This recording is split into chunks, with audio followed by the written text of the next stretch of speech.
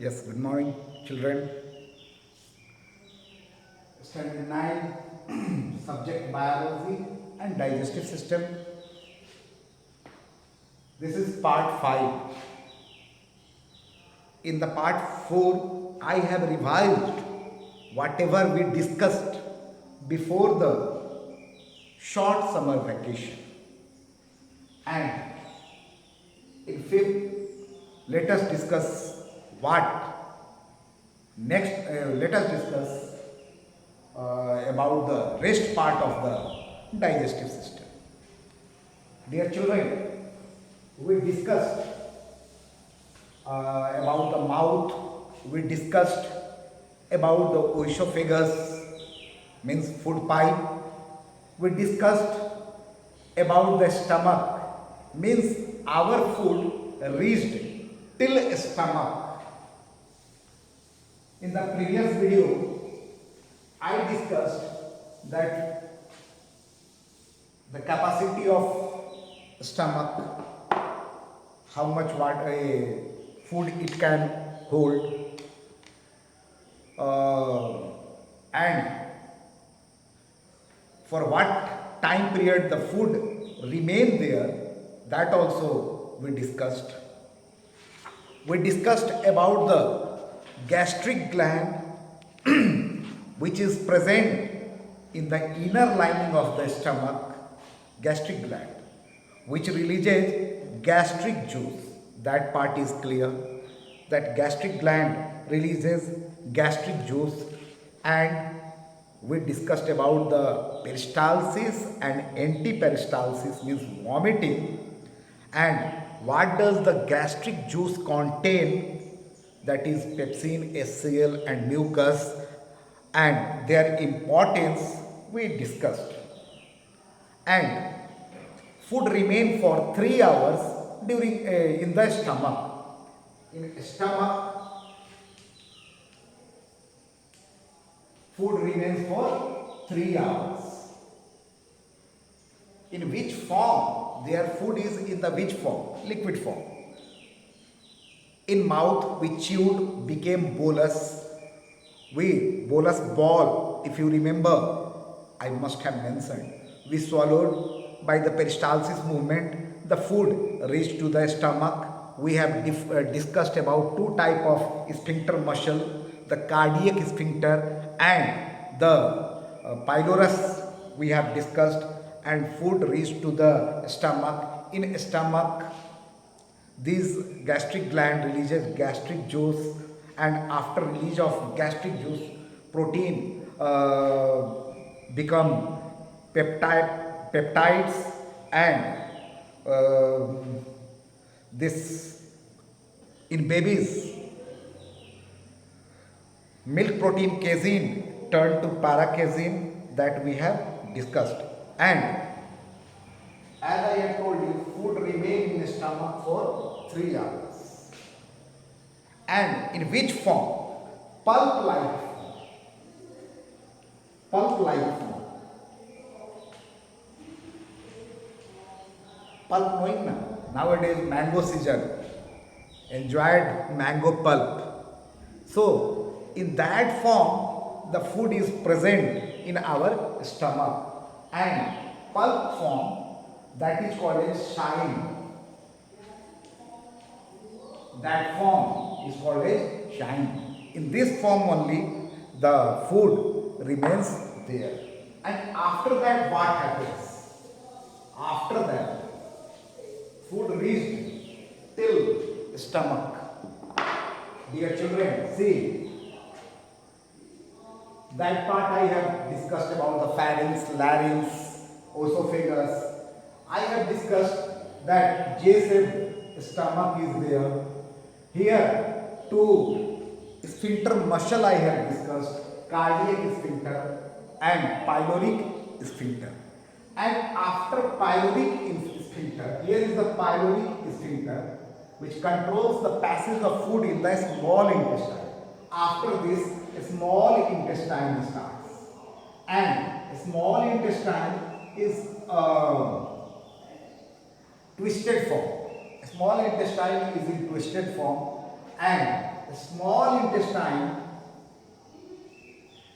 joins with where? Joins with the large intestine. Let us show large intestine. Here is the large intestine.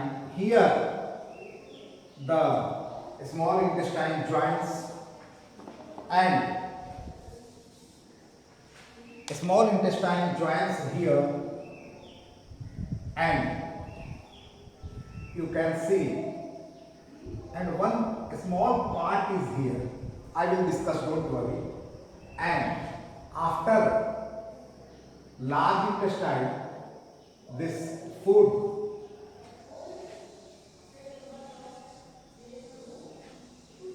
passes, and now let me discuss. This is the opening point of the alimentary canal, that is mouth, exit point, that is the anus. See here, this is oesophagus, stomach,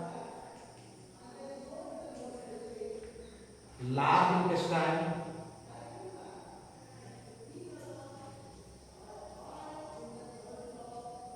these are the small intestine,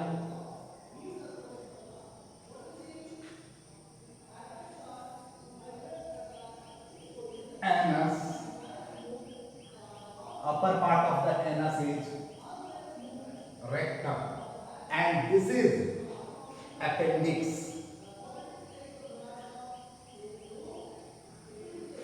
Now we will discuss the associated glands also.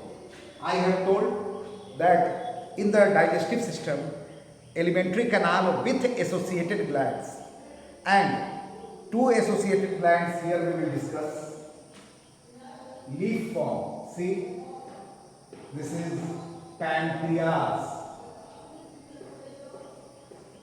and here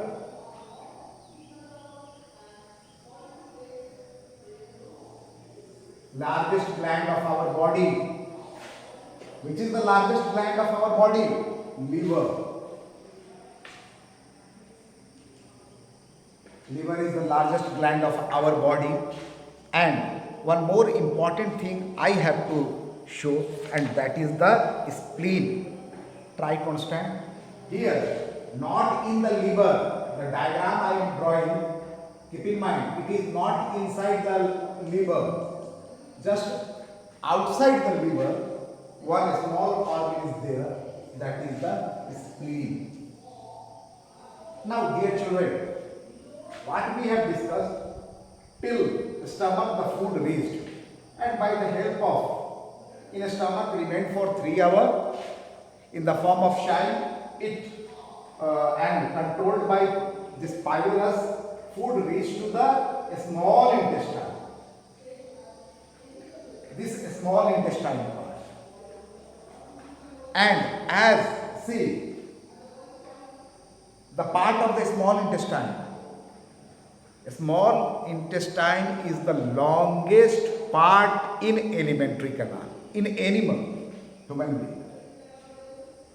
I have told total it is 9 meter, and alone a small intestine is 7 meter. Small intestine alone it is 7 meter. Dear children, whole alimentary canal is of 9 meter and small intestine is of 7 meter. It is very long part. Now 7 meter where in our abdominal cavity? Abdominal cavity 7 meter. That is, dear children. And one more thing, it is in twisted form. Twisted form, means coiled form. It is kept in the abdominal cavity. And as you know, in the previous, we have discussed that chest cavity or thoracic cavity and abdominal cavity is divided, is separated by diaphragm. So this stomach, small intestine, large intestine, they are in the abdominal cavity. Don't think that they are in the thoracic or chest cavity.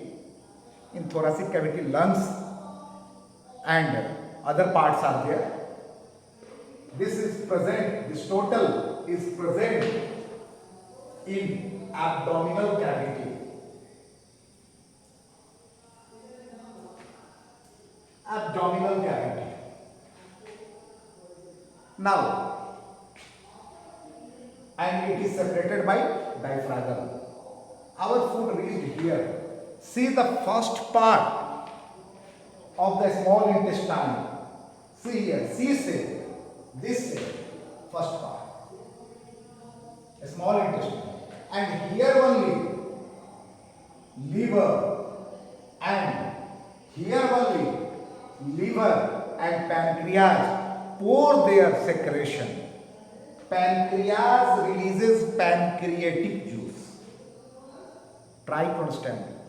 Pancreas releases pancreatic juice and liver releases bile. Try to understand. Pancreas releases pancreatic juice and liver releases bile, and that bile is temporarily stored in spleen. Okay, that bile is temporarily stored in spleen, and that is poured in a common duct. Sorry, not spleen, sorry. That is gallbladder.